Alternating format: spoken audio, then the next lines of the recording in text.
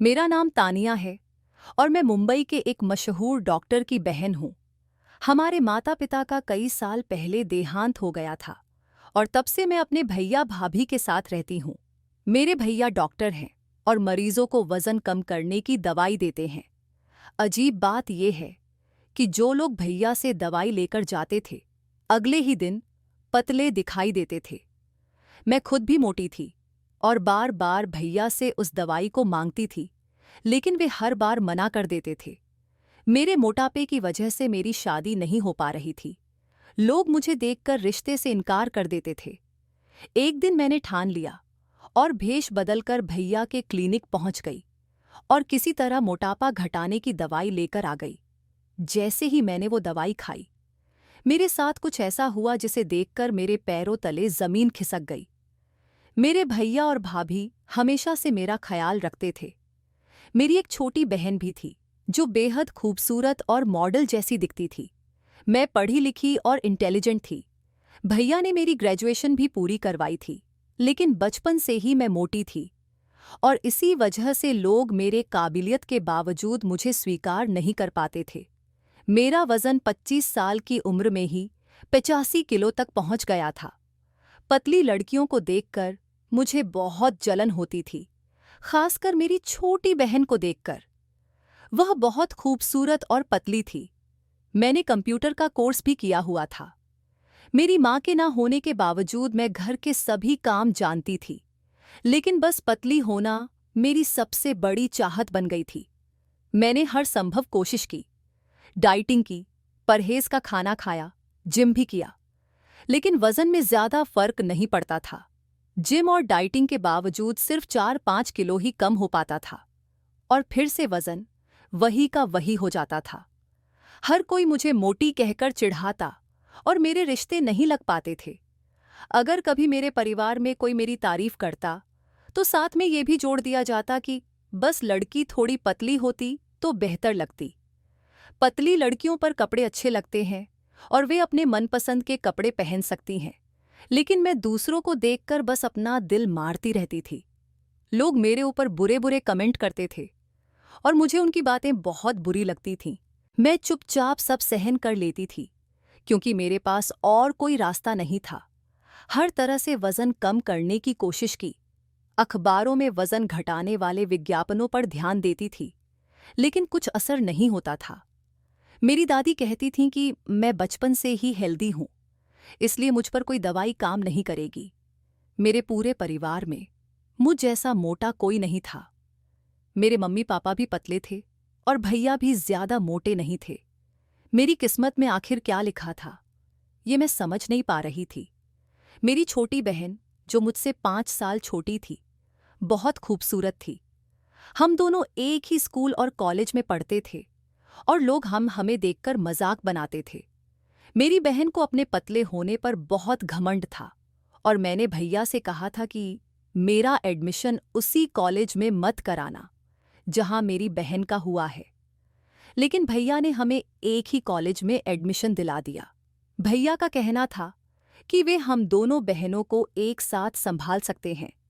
College में भी लोग मेरी बहन की तारीफ करते और मुझे ताने मारते। सभी कहते, तुम्हारी बहन बहुत खूबसूरत है, लगता ही नहीं कि वो तुम्हारी बहन है। कॉलेज के सभी लड़के लड़कियां उसके फैन थे। मेरी बहन पतली और खूबसूरत थी, इसमें कोई शक नहीं था, लेकिन उसके पतलेपन और खूबसूरती का उसे घमंड भी था। वह अक्सर मेरे मोटापे का मजाक उड़ाती और कहती, तुम्हारे इतने मोटे होने की वजह से तुम्हारा कुछ नहीं हो सकता, क्योंकि तुम किसी भी तरह से लड़की नहीं लगती, बल्कि मोटी और भद्दी सी लगती हो। उसकी बातें मुझे बहुत बुरी लगती थीं और मुझे हमेशा यही लगता था कि वह मुझे नीचा दिखाने का मौका ढूंढती है।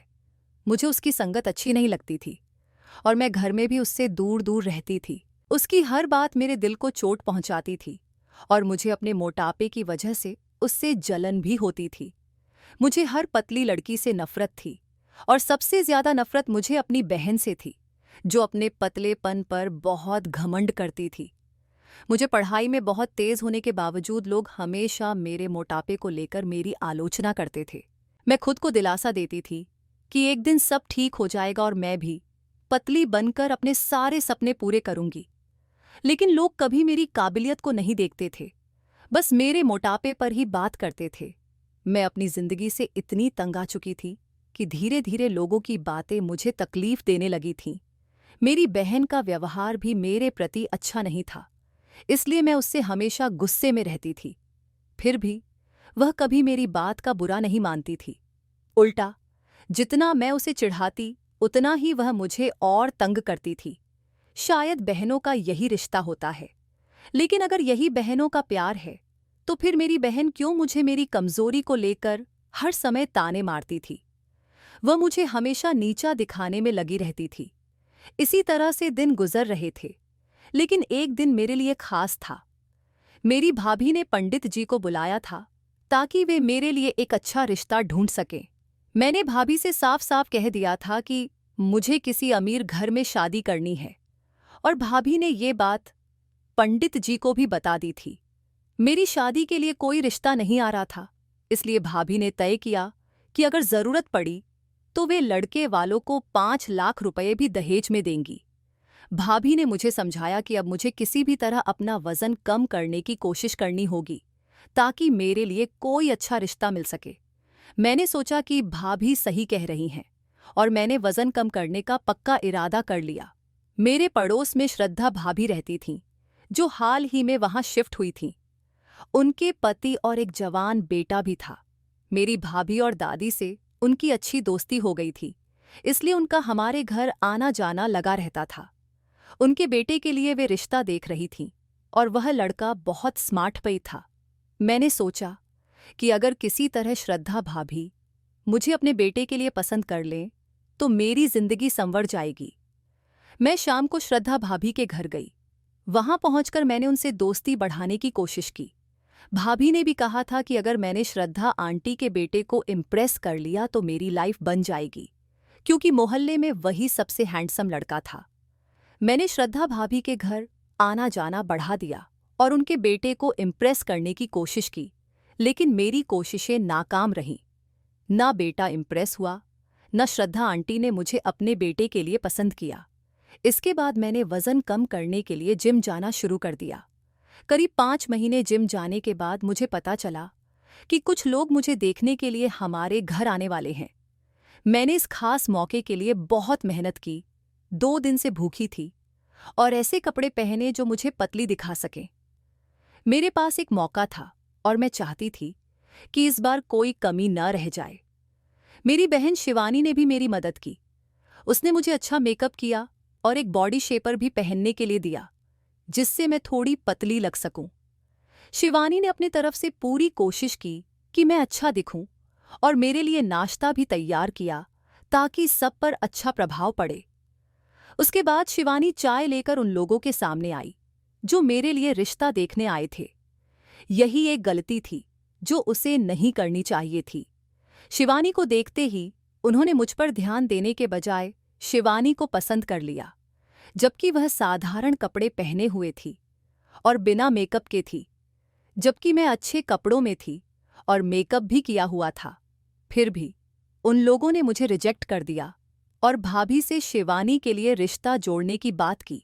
भाभी को यह बात बहुत बुरी लगी और उन्होंने उन लोगों को डांटकर साफ साफ कह दिया कि पहले हम बड़ी बहन की शादी करेंगे, उसके बाद ही छोटी बहन के बारे में सोचेंगे। इस पर लड़के वालों को घर से बाहर निकाल दिया। मुझे इस बार बहुत दुख हुआ। मैंने महसूस किया कि सिर्फ मेरे मोटापे के कारण ही उन्होंने मुझे रिजेक्ट किया, जबकि जब उन्होंने शिवानी को देखा तो वे बिना किसी झिझक उसे अपने घर की बहू बनाना चाहते थे। इस बार मुझे लगा कि मेरी बहन ही मेरे इस रिश्ते के टूटने की वजह बनी।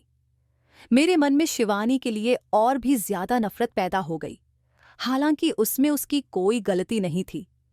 मुझे लग रहा था कि वह जानबूझकर वहां आई थी ताकि मेरा रिश्ता टूट जाए। भाभी ने भी उसे बुलाया था, इसलिए मैंने यह सोचा कि शायद मेरी सोच गलत है। परंतु भैया के सामने सारी बात खुल गई थी और वह समझ गए थे कि इसमें शिवानी की कोई गलती नहीं थी। मैं भैया की बहुत लाडली थी, क्योंकि हमेशा उनके कहे अनुसार काम करती थी, जबकि शिवानी उनकी बात को कम ही मानती थी। भैया मुझसे बहुत प्यार करते थे और हमेशा मेरी इच्छाओं को पूरा करते थे। वे मुझसे कहते थे कि मेरी बहन तानिया अपने मोटापे की वजह से काफ़ी परेशान है, इसलिए मैं उसकी ख्वाहिशें पूरी करना चाहता हूँ और उसकी शादी अच्छे घर में करना चाहता हूँ। परंतु अब जब मेरी शादी नहीं हो पा रही थी, तो भैया भी चिंता में रहने लगे थे। मेरे सपने बहुत ऊंचे थे। मैं चाहती थी कि मेरा पति हैंडसम हो और मेरी शादी एक अच्छे परिवार में हो। समय गुजरता गया और उस घटना के बाद हमारे घर कोई रिश्ता नहीं आया। मुझे लगा कि शायद सब लोग उस बात को भूल गए होंगे। पर एक दिन हमारे पड़ोस में एक लड़की की शादी थी। मैं उस शादी में नहीं जाना चाहती थी क्योंकि मुझे लोगों के ताने सुनने से डर लगता था। भैया ने मुझे बहुत मनाया तो मैंने जाने का फैसला किया। भाभी ने मुझसे कहा, चलो इसी बहाने तुम मेरी बेटी का भी ख्याल रख लेना और क्या पता तुम्हारे लिए भी कोई अच्छा रिश्ता मिल जाए। यह सुनकर मैंने शादी में जाने का मन बना लिया, लेकिन वहां पहुंचकर मुझे एहसास हुआ कि मैंने बहुत बड़ी गलती की। शादी में मैंने सुना कि लोग मेरे बारे में बातें कर रहे थे। मुझे इस बात से बहुत तकलीफ हुई। मोहल्ले में सबको पता चल गया था कि मेरे रिश्ते टूटने की वजह मेरी बहन है। हालांकि लोगों की बातें सुनकर मुझे और भी बुरा लगा। बिना कुछ कहे मैं सीधे शादी से घर वापस आ गई और भैया भाभी को बताए बिना ही वहां से निकल गई। घर आकर मैं बहुत रोई। मुझे ऐसा लगा कि मेरी बहन जानबूझकर मेरी इंसल्ट करवा रही है। ऐसा महसूस हो रहा था जैसे वह हर जगह मेरा मजाक उड़ाने की कोशिश कर रही हो। मेरी नफरत अब हद से ज्यादा बढ़ गई थी। मुझे लगता था कि मेरी बहन मेरी दुश्मन है, क्योंकि वह बार बार मुझे नीचा दिखाने की कोशिश करती थी। हर बार जब कोई रिश्ता मेरे लिए आता, लोग मेरी बहन को देखकर ही उसे पसंद कर लेते और मुझे रिजेक्ट कर देते। मेरी नफरत अपनी बहन के प्रति बढ़ती जा रही थी, क्योंकि वह हमेशा मुझे शर्मिंदा कर देती थी।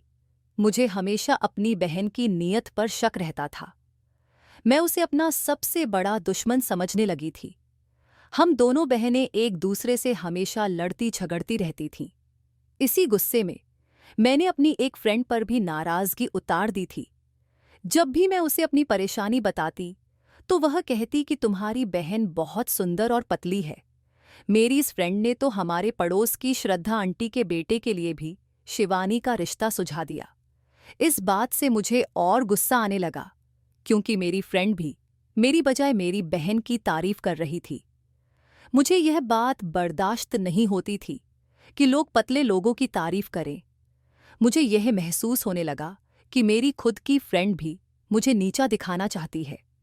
सबको यही लगता था कि मैं मोटी हूं, लेकिन इसमें मेरी क्या गलती थी? मैं खुद भी मोटी नहीं होना चाहती थी। अब जब मैं मोटी हो गई थी, तो ऐसा लगने लगा कि मुझे इसकी सजा मिल रही है।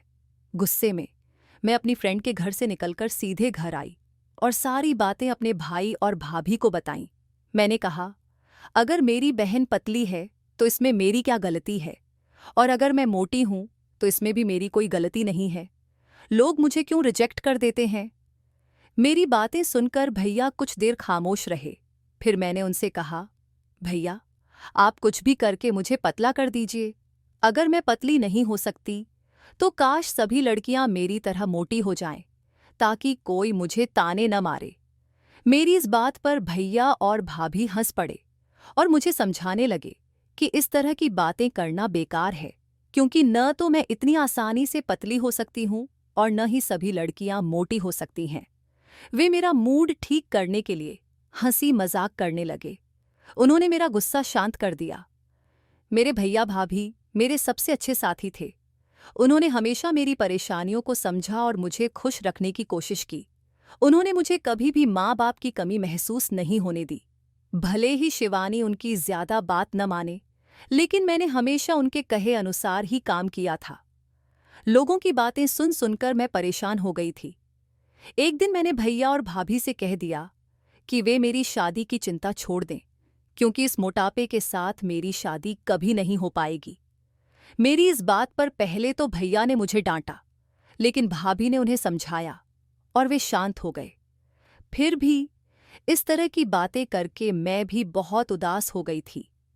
मेरे भैया, जो मेरी हर परेशानी को दूर करने की कोशिश करते थे, मेरी इस परेशानी का हल नहीं ढूंढ पा रहे थे। अब मैंने लोगों के बीच आना बंद कर दिया था ताकि कोई मुझे मोटापे को लेकर ताने न मारे। मैं यही सोचती थी कि शायद मेरी किस्मत में शादी नहीं है, इसलिए कोई अच्छा रिश्ता नहीं आता। अब मैंने अपनी जिंदगी को किस्मत के सहारे छोड़ दिया था। फिर भी मैं पतली होने की कोशिश करती रहती थी।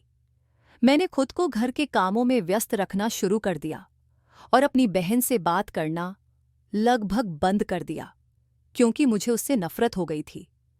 भैया भाभी ने भी मेरे लिए रिश्ते देखना बंद कर दिया था। मेरे भैया डॉक्टर थे और उनका क्लिनिक गली के नुक्कड़ पर था। भैया की बनाई दवाइयों से लोगों को काफी फायदा होता था। मोहल्ले के अलावा दूर दूर से भी लोग उनके पास इलाज करवाने आते थे। भैया कुछ दिनों से एक जरूरी काम में व्यस्त थे, लेकिन मुझे नहीं पता था कि वे किस काम में लगे हुए हैं। बाद में मोहल्ले के लोगों से मुझे पता चला कि भैया एक ऐसी दवा बना रहे हैं जिससे इंसान का वजन कम हो सकता है। यह सुनकर मैं चौंक गई। अगर भैया के पास सच में पतला करने की दवा है तो उन्होंने मुझे यह क्यों नहीं दी? मुझे इसकी सबसे ज्यादा जरूरत थी। मेरे भैया अच्छी तरह से जानते थे कि यह दवा मेरे लिए कितनी जरूरी है। फिर भी उन्होंने इस बारे में मुझसे कुछ नहीं कहा। मोहल्ले में जो भी मोटी लड़की भैया से वह दवा लेकर जाती, वह 1 महीने के अंदर पतली हो जाती थी। इसका मतलब यह था कि भैया की बनाई दवा सच में असर कर रही थी। मेरे मन में सिर्फ एक ही सवाल घूम रहा था कि आखिर भैया ने मुझे वो दवाई क्यों नहीं दी। मुझे रात तक इंतजार था कि भैया कब क्लिनिक से घर आएंगे ताकि मैं उनसे इस बारे में बात कर सकूं। रात के करीब 3 बजे तक भैया नहीं लौटे थे और मैं उनके आने का इंतजार करती रही। 3:30 बजे के आसपास भैया घर पहुंचे और भाभी ने मुझे रोक दिया कि उनसे रात में कोई बात न करूं, सुबह ही आराम से बात करूं। मैंने उनकी बात मानी और अपने कमरे में सोने चली गई। सुबह होते ही मैंने भैया से उस दवाई के बारे में बात की और सीधे उनसे उसे देने की मांग कर दी, लेकिन भैया ने साफ इनकार कर दिया। मुझे उम्मीद नहीं थी कि वे मना करेंगे। क्या उन्हें मेरी परेशानी का अंदाजा नहीं था? मोटापे की वजह से मेरा रिश्ता नहीं हो पाता, लोग मुझे रिजेक्ट कर देते हैं और ये सब उनके सामने ही होता है। फिर भी वे मुझे दवाई देने को तैयार नहीं थे। आज तक उन्होंने मेरी हर मांग पूरी की थी, फिर इस बार मना क्यों कर रहे थे, ये बात मेरी समझ में नहीं आ रही थी। भाभी ने मुझे इशारा कर चुप करा दिया, इसलिए मैंने भैया से ज्यादा बहस नहीं की और चुपचाप गुस्से में छत पर चली गई। मैं सोचने लगी कि आखिर भैया ऐसा कैसे कर सकते हैं। अगर वे जानते हैं कि ये दवाई सच में मोटा इंसान पतला कर देती है तो मुझे ये चाहिए ही चाहिए थी। अब मैंने सोच लिया कि मैं यह दवाई किसी भी तरह हासिल करके ही रहूंगी। बस यही सोचते सोचते मैंने एक योजना बनाई। मैंने भाभी से कॉलेज जाने की इजाज़त ली और अपनी एक फ्रेंड के घर जाकर उनका भेस बदल लिया। मैंने उनकी मम्मी की साड़ी पहनी, लंबा घूंघट लिया और सीधा भैया के क्लिनिक पर जा पहुंची। भैया ने मुझे पहचाना नहीं और मैंने उनसे वो दवाई खरीद ली। दवाई मिलते ही मेरी खुशी का ठिकाना नहीं रहा। मुझे लग रहा था जैसे मेरी सारी परेशानियां खत्म हो जाएंगी और मैं पतली हो जाऊंगी। घर आकर मैंने दवाई को पर्स में छुपा दिया ताकि किसी की नज़र न पड़े। भैया ने खाने का तरीका भी बताया था, दिन में 2 बार, और ये कोर्स 30 दिन का था। 15 दिन दवाई लेने के बाद 15 दिन वजन घटने का इंतजार करना था। मैंने 15 दिन तक चोरी छिपे दवाई खाई, हर खाने के बाद। अब मैं पूरे 30 दिन के बाद का इंतजार कर रही थी ताकि अपने सारे सपने पूरे कर सकूं। 15 दिन की दवाई खत्म होने के बाद मैं हर दिन खुद को शीशे में देखती। धीरे धीरे मुझ में बदलाव आने लगा। मुझे खुद पर यकीन नहीं हो रहा था कि ये मैं ही हूं। अब वो वक्त आ गया था जब मुझे सबके सामने खुद को साबित करना था। पतली होने के बाद मैं इतनी खूबसूरत लग रही थी कि अब मेरी बहन शिवानी भी मुझसे कम नजर आ रही थी। मेरा वजन अब 50 किलो हो गया था, जबकि पहले ये 85 किलो था। मुझे यकीन ही नहीं हो रहा था कि 1 महीने में इतना वजन कम हो सकता है। खुद को देखकर मुझे बहुत खुशी महसूस हो रही थी। अब मैंने तय किया कि कमरे से बाहर निकलूंगी। पूरे 1 महीने से मैं ज्यादातर समय कमरे में ही बिताती थी। कहीं बाहर जाने से बच रही थी। मैंने अपनी पसंदीदा जीन्स और टॉप निकाली, जिसे पहनने का सपना देखा था। पहले मेरा वजन ज्यादा होने के कारण जीन्स टॉप मुझे नहीं आता था और अच्छा भी नहीं लगता था। लेकिन आज जब मैंने इसे पहना तो मुझे वो पूरी तरह से फिट हो गया और खुद को देखकर मैं बहुत खुश थी। शीशे में खुद को देखकर ऐसा लग रहा था जैसे मैं कोई मॉडल हूं। फिर भाभी मेरे कमरे में आईं और मुझे जीन्स टॉप में देखकर वे भी हैरान रह गईं।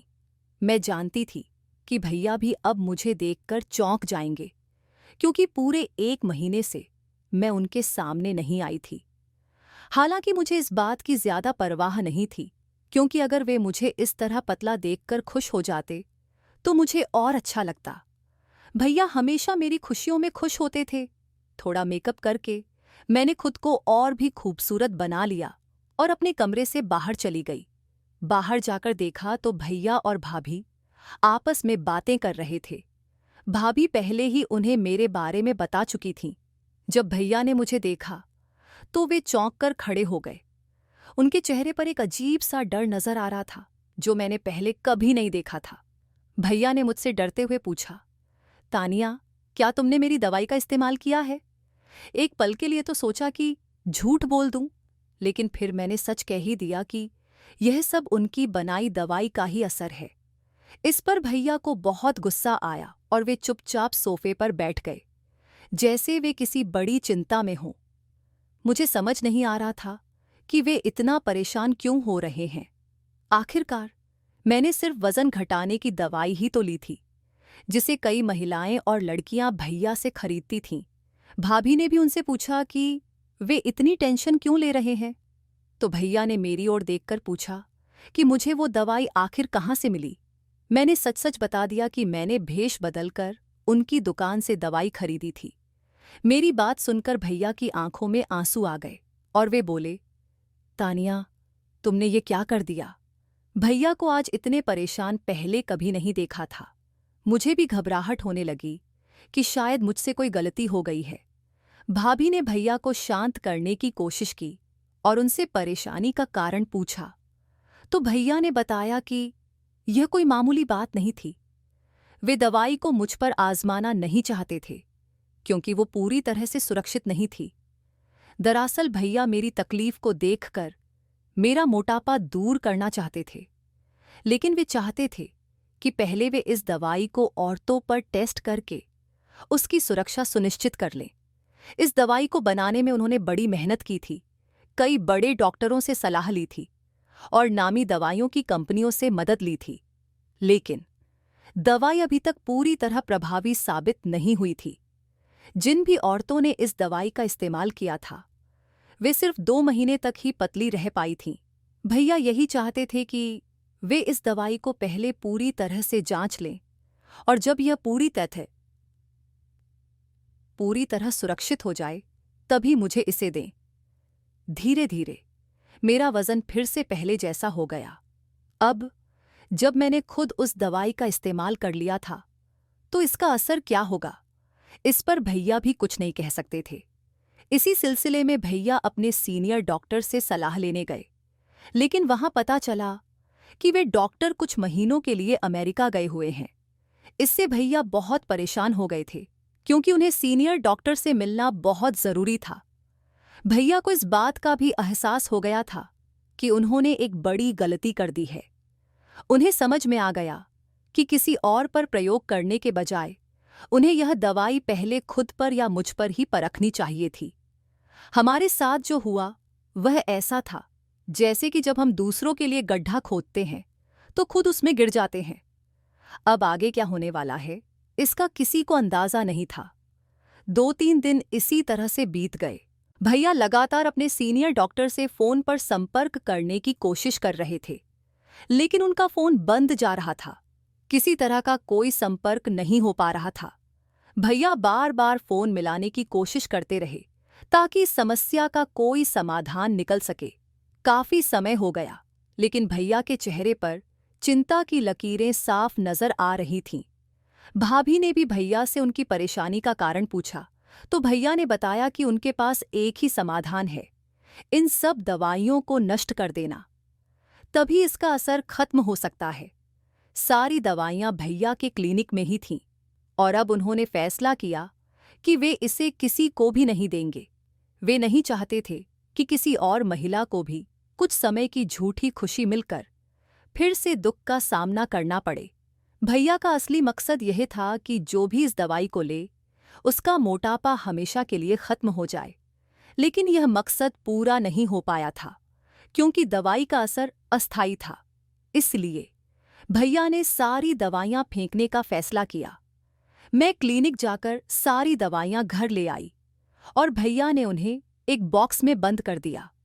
उन्होंने हर रैपर से नाम भी मिटा दिया ताकि कोई इसे पहचान कर इस्तेमाल न कर सके।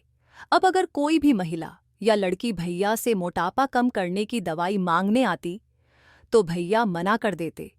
दिन ऐसे ही बीतते गए और देखते ही देखते मेरे 2 महीने पूरे हो गए। मेरा वजन फिर से बढ़ गया और मैं पहले जैसी हो गई थी। इस दुख में मैंने कई दिनों तक घर से बाहर कदम नहीं रखा। मेरी सहेलियों के फोन भी आए जिनसे मैंने पार्टी का वादा किया था, पर अब मुझे किसी से बात करने का मन नहीं था। मैंने उन्हें इस बारे में कुछ भी नहीं बताया क्योंकि मुझे लगा कि मेरी स्थिति जानकर वे मेरा मजाक बनाएंगी। भैया भी जानते थे कि शायद मेरी नाराजगी उन पर है, लेकिन ऐसा नहीं था। इस हादसे के बाद हमने एक दूसरे से बात नहीं की थी। धीरे धीरे दिन गुजरते गए। फिर एक दिन भैया मुझसे बात करने के लिए मेरे कमरे में आए। शिवानी ने भी मुझसे बात करने की कोशिश की, लेकिन उस पर मुझे बहुत गुस्सा आ रहा था, तो मैंने उससे बातचीत बंद कर दी थी। भैया को लगता था कि मैं उनसे नाराज हूं, इसीलिए उन्होंने बातचीत शुरू की। भैया ने कहा, तानिया मुझे माफ कर दो, मैंने जो किया वह तुम्हारे भले के लिए था, लेकिन मैंने गलती की। मेरा मकसद तुम्हें नुकसान पहुंचाना नहीं था, मैं बस तुम्हारी खुशी चाहता था, इसलिए मैंने ये कदम उठाया। मुझे ये समझना चाहिए था कि इस तरह का एक्सपेरिमेंट करना गलत है। भैया बहुत शर्मिंदा महसूस कर रहे थे और मैंने देखा कि वे अपने किए पर सच में पछता रहे हैं। मुझे पता था कि भैया जो भी करते हैं वह सिर्फ हमारी खुशी के लिए होता है, और आज मुझे यकीन हो गया था कि वे हम बहनों से कितना प्यार करते हैं। भैया ने मेरे लिए अपनी मेहनत और इज्जत दांव पर लगा दी थी। इस घटना के बाद मुझे एहसास हुआ कि गलती मेरी ही थी। मैंने अपने मोटापे को लेकर बहुत ज्यादा सोचना शुरू कर दिया था और हर हाल में इसे खत्म करना चाहती थी। मेरी ये सोच ही सबसे बड़ी कमी बन गई थी। असल में हर इंसान अपने में कुछ कमियों के साथ ही आता है, और शायद मोटापा मेरी एक कमी थी। मुझे समझ में आ गया कि हमें अपनी कमियों के साथ ही खुद को अपनाना चाहिए। मैंने अपना असली रूप स्वीकार कर लिया था। भैया भी अब थोड़े सहज हो गए थे और उन्होंने मुझे ढेर सारा आशीर्वाद दिया। उन्होंने कहा, आज मैंने जो तुम्हें समझाने की कोशिश की है, मैं उम्मीद करता हूं कि इसे तुम हमेशा याद रखोगी। अब मैंने अपनी बात भैया और भाभी को समझा दी थी और वे मेरी इस समझदारी पर बहुत खुश थे। शिवानी ने भी मुझसे माफी मांग ली थी और उसके बाद मैंने लोगों का सामना करना दोबारा शुरू कर दिया। अब मुझे किसी के तानों का असर नहीं होता और शिवानी से भी अब मेरा कोई झगड़ा नहीं होता। हम दोनों बहनें अब खुशी खुशी साथ रहते हैं। अब ना तो शिवानी को मुझसे कोई शिकायत है और ना मुझे उससे। वह भी मेरे इस बदलाव पर बहुत खुश है। पहले जहां वह मेरी कमियों को लेकर मजाक बनाती थी, अब उसकी सोच में भी काफी बदलाव नजर आने लगा था। पहले उसकी स्मार्टनेस और खूबसूरती के चलते मैं उसके प्रति ईर्ष्या महसूस करती थी, लेकिन अब यह सब बातें पीछे छूट चुकी हैं। जो कुछ भी हुआ, अब वह पहले से कहीं बेहतर है। और सबसे अच्छी बात यह है कि भैया और भाभी का मुझ पर असीमित प्यार बरकरार है। जहां तक मेरी शादी की बात है, भगवान ने मेरे लिए जो भी उचित व्यक्ति तय किया है वह मुझे सही समय पर जरूर मिलेगा। अभी मेरी शादी नहीं हुई है, लेकिन मुझे पूरा भरोसा है कि जब भी होगी अच्छे परिवार में ही होगी। अब मैं अपने पुराने गिले शिकवे छोड़कर एक नई और सुखद जिंदगी की शुरुआत कर रही हूं। दोस्तों, उम्मीद करती हूं कि आपको हमारी कहानी पसंद आई होगी। अगर यह कहानी आपको अच्छी लगी हो तो वीडियो को लाइक करें। अगर आप चैनल पर नए हैं तो सब्सक्राइब करना न भूलें और नोटिफिकेशन बेल को ज़रूर दबाएं ताकि हमारी नई अपडेट सबसे पहले आपको मिले।